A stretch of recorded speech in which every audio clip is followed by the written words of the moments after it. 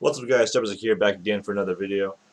Today's video is going to be about teamwork. That's the topic that I'm going to be talking about today, and this is mainly for first-person shooter games, like Call of Duty, Gears of War, Halo. But I mean, you can take some things, if you play League of Legends competitively, or if you play, Dota 2, or whatever game is out there, fighting games. Well, usually fighting games are 1v1, so that's kind of stupid for me to say. But anyways, first thing I want to talk about is finding good teammates. Now, this was really, it's difficult for amateurs to find good teams, but there are a good amount of places where you can find, teammates to this day. If you're playing Halo, you can go on to Team Beyond. They have a section. If you go to teambeyond.net, they have a section where people are trying to find teammates for the World Championship, for PGL matches, for game battles, whatever. You can find teammates on game battles. But honestly, whenever I've found myself on good teams, where I found those teammates is just by playing matchmaking, really, and just going into the most competitive playlist that is in your game, Call of Duty, Gears of War, Halo, whatever, and just trying your hardest every game, communicating, even if nobody on your team is calling out. Somebody may notice that you're calling out or whatever, and they might want to give you a chance on their team or something. But the best place, honestly, to find good players is the people that are on your friends list, because the best teams are those that have the teammates on them that get along with each other. Very few times are you going to do good with teammates that don't get along. But there was one instance in 2009 when Believe the Hype, which was Clutch, Cloud, Demon D, and Maniac, when they won the national championship in Halo 3.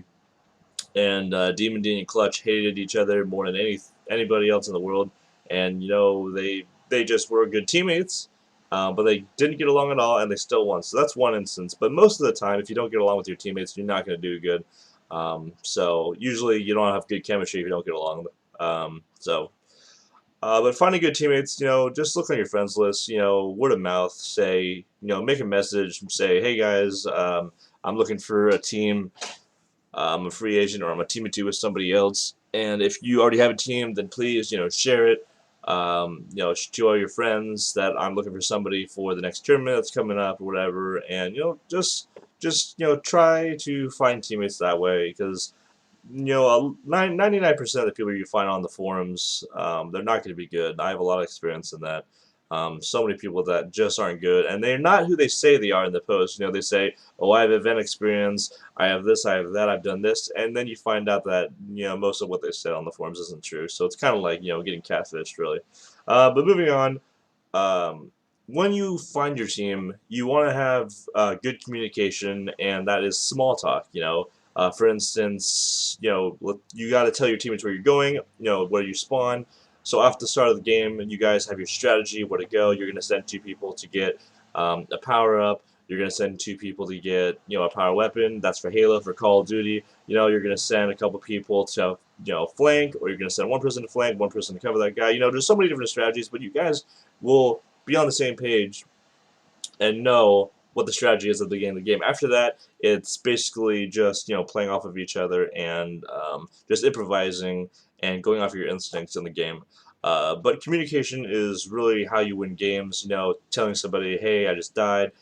He's going here. He's going there." Not just saying that he's top snipe tower. He's in the sword room, whatever the call out is. You have to say where he's going. Stay on your death screen. Do not go on your teammates' death screens. That's one thing that has been preached a lot, is just stay on your death screen, because nobody else can see your screen except you. So if there's something on your teammate's screen that needs to be called out and they don't call out, that's on them. That's not on you. So stay on your death screen. Because in those 7 seconds, whatever the time is for you to respawn, you might miss something if you go on to another screen. Um, and also small talking, say, "Hey guys, I'm spawning in 3 seconds," or "Hey, I'm pushing here. Can somebody help me get this power weapon or something?" That's just small talk. There's a difference between communication and small talking. Small talking is telling somebody where you're going to go, where you're going to be, if you need help, where the enemy is going. Communication is just, he's there, he's there, he's there, he's there. It's a big difference. And you'll see that with the number 1 team in whatever game you're playing versus the number 16th team. You'll see a difference in communication. Um, Another big thing is you need to talk about things after the game. I've had a lot of instances where we're in the middle of a game, we're tied or something, and somebody will, say something to the teammate. Hey, why did you do that? You should have done this. You should have done that. And that is the worst time to say that. That is the worst time because right when you do that, you are not adding anything to the team. That is something that needs to be talked about after the game. And if you can't talk about it after the game, then you really need to, look yourself in the mirror and, say, hey, what's wrong with me, basically. Because you are interfering with the communication. Because when you're saying that, something that needs to be communicated will not be heard because you're talking over the mic with nonsense. If you don't agree with the play that one of your teammates makes, you need to talk about that after the game because that is the time to talk about that, not when everybody's communicating and everyone's focusing. If you do not agree, bite your tongue and keep playing out through the game. And then after the game, you can talk about everything. Um, and also, talk about things after the game, going over film. So being on the same page, you need to, the best thing about finding people on your friends list versus going on the forums is you know who they are. Most of the time, the people on your friends list, you know who they are. You played with them before, and you kind of know how they play or what they're gonna do, or just kind of how they are as a player. So that'll be easier for you being on the same page, being synchronized with them. For instance, if somebody's in your base, you know that you will have a good team if everybody knows without communicating that the person that is closest to your base needs to go back, and not everybody needs to look at one person because that will give the opponent the opportunity to push up on you. So just being on the same page, it really just takes going over strategies, going over situations that might happen. And it's just practice. It just comes with practice and chemistry and teaming for a long time. So that's a big thing about making team changes is it's going to be harder to be on the same page with your team if you keep making team changes. So it's the best thing to do. Just stick with the teammates that you have, unless ultimately there has to be a team change. Quality over quantity. This is a huge thing. There are teams out there that just get on and play and play and play, and they are, and then they wonder why they keep losing games, why nothing's changing. They put in more time than any other team out there, but they're just doing quantity. They're not doing quality. They're not going over film. They're not hopping into custom game and going over strategies. You know, they're not doing any of that stuff. They're just playing and playing, and they go to tournaments and then they get stomped on because they didn't take the time to go over things. And that is quality over quantity. There are people out there that are they have work, they have school or whatever. Take Evil Geniuses for example. Snipe Down, Lunchbox, Roy, and Lethal. Lunchbox has a job. Snipe Down is in school or he was in school. I mean, most of them were in school. I mean, pretty much. There's a lot of high schoolers that are playing Halo, Call of Duty. A lot of minors, and most of them have school or a job or something, so they can only get on at most a few hours a day. So in those few hours, the reason why the number one team is usually a team that has people that have school and work is because they are very good at utilizing quality over quantity. They get on, they use 1 hour to go over film, go over whatever, then they use 2 hours to play as many games as they can and try to use those strategies to get ready for the tournament.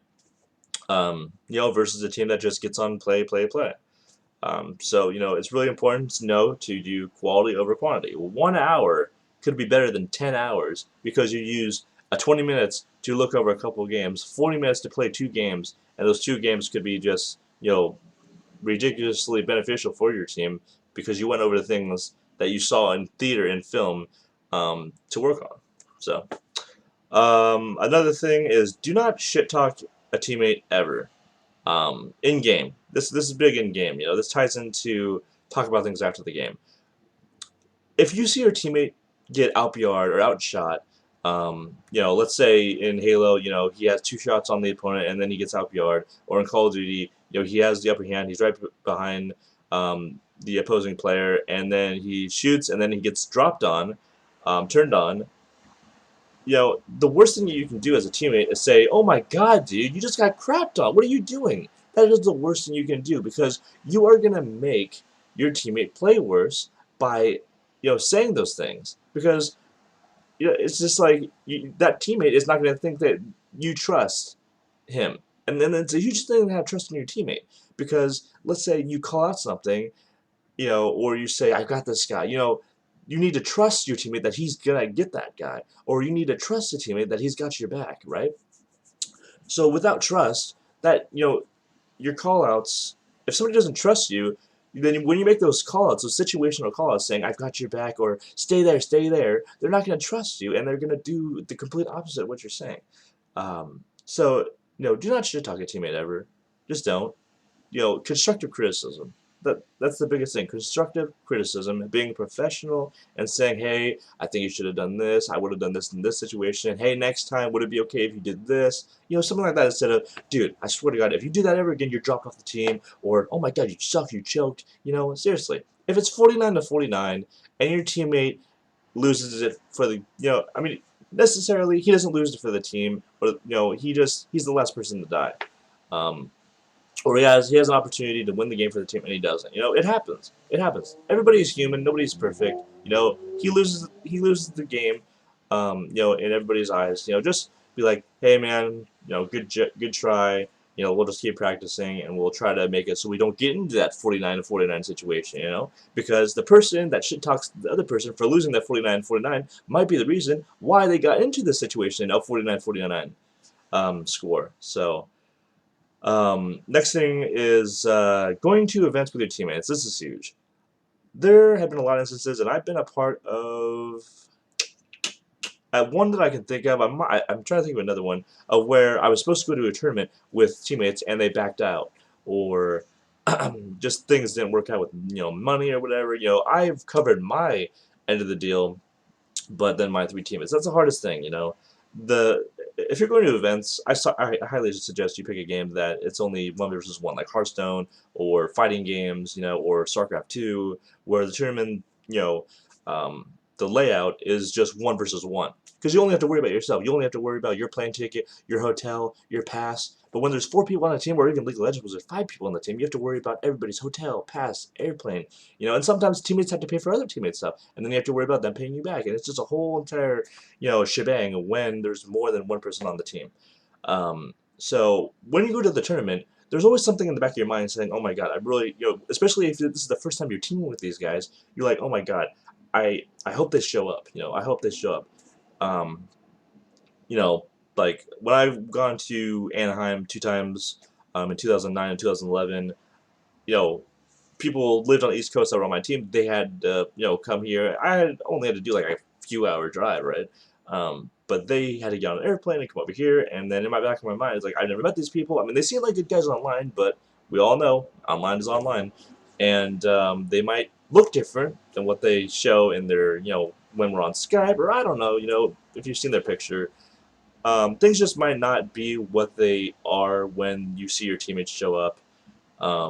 Like for instance, I was on a team and I had the had the idea that we all wanted to win and stuff, and my teammate was there to win the game, and I found out that no, he was only there to do an interview with Mike Sepsa, who is the chairman of Major League Gaming, one of the chairmans, and he played in a Halo suit costume in the last series that we played, and then he went like -12, just losing it to the whole entire team. So that's just one instance, where your teammates, motivation or dedication isn't what you thought it was. So you just gotta be really careful with the teammates that you pick. That's why it's so much better to team with people that you know. That's why so many pros, um, you know, you know, amateurs will always, say, "Hey, can I team with you for an event? Can we run games?" But it's like a lot of the pros, they don't like to play with people that they don't know. I mean, they do give back to their people, to the people that subscribe to them, donate to them, all the stuff, viewers.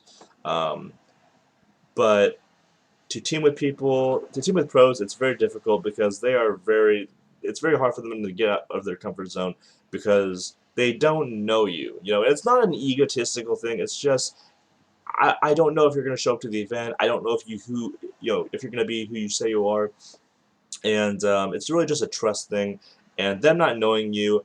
It's honestly better if you go to the tournament with a pickup team and you talk to these pros, this is a huge thing. If you ever want to team with these pros, then you need to talk to them, shake their hand, get to know them. Hey, you want to go to the bar, get a drink, and then if you ask to team with them, like the pros will be like, you know what, I met this guy and he's pretty chill, and I've seen a couple of his gameplays and he seems like he's pretty good. I'll give him a shot. Then they'll give you a shot because they know you. They know that you will come to events. They know that you're a pretty chill guy, and all that stuff. So um, that's just the reason why it's just so much better to team with people that you know, because you never know.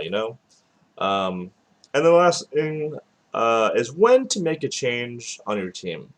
I'm going to use the team status quo for instance. They teamed for I think at least 2 years. They didn't have the worst placings. They didn't have the best placings. They were usually in the top four or top six, and they were really a really good team. They won a couple of events. But it took them a while to make a team change because they all knew each other, they all trusted each other, they had so much fun playing it. Now this is the big thing: just have fun playing. Find people that you know. Could you have better people on your team? Of course, but you want to have people on your team that you get along with, that you have fun with. Because if it's not fun, it's stressful. It's not supposed to be stressful. I mean, I guess it's like, yes, we're supposed to take this seriously.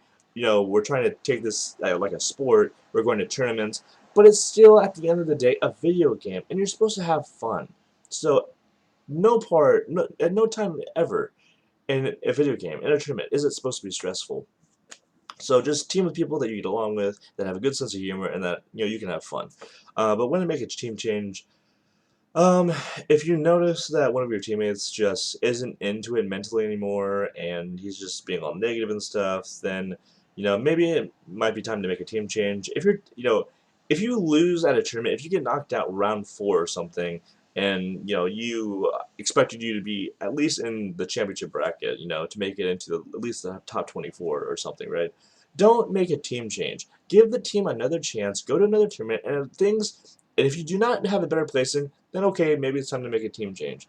But if your team keeps improving, stick with the team. There's no reason to make a team change. Just stick with the team, because if you make a team change, then you have to go over all the strategies, all the calls again. Then you have to, be on the same page with that person, or however many people you dropped, and however many people you pick up, and it's just a hassle, when a team change is made, and then you have to worry about shadiness and all this stuff. Um, and then you have to worry about trust and all that. So it's really up to you. It's just a judgmental thing when I make a team change. But my advice is just stick it out a couple tournaments and see how things go. Don't make a team change don't be hasty to make a team change. Don't be excited to make a team change. Um, you never want to make a team change. It sucks, but sometimes you do have to better the team. Um, so, if somebody has a bad attitude or something and it's going on for a while now, then yes, drop that person or whatever. Hopefully when you make a team change, it's only one person. I know sometimes, team of twos have to drop another team of two off the team. And unfortunately, sometimes, like in my case a couple times, um, everybody on the whole team just split up, which really sucks, because then you have to do the whole process over again with finding a team and all this stuff. So. That's basically everything. There's probably a couple things that I left out, but that's the whole entire thing. So I hope this video helped you guys out. If you're looking for a team, or if you're new to esports, or whatever, I hope this video helped you in some way. Give this video a thumbs up, like it, comment down below if you agree with my thing on how to find teammates and just teammates in general. If you have anything to add, comment down below. Help people out if they're looking for a teammate or anything. And subscribe for more videos coming soon. I want to make a video each day with like a new topic, talking about stuff. So this is something that is pretty fun for me to do, and I like doing it. So hope you guys all had a great Thanksgiving. It's Black Friday. Hope everybody is not trampling over everyone. Be careful, be safe, be patient. I know things went off the shelf pretty fast, but I've seen a lot of things on the news where somebody got trampled to death and they died because of just some stupid shit on Black Friday. So that's about it. Hope you all had a good time at Thanksgiving and everything. And I will see you guys in the next video. Peace out.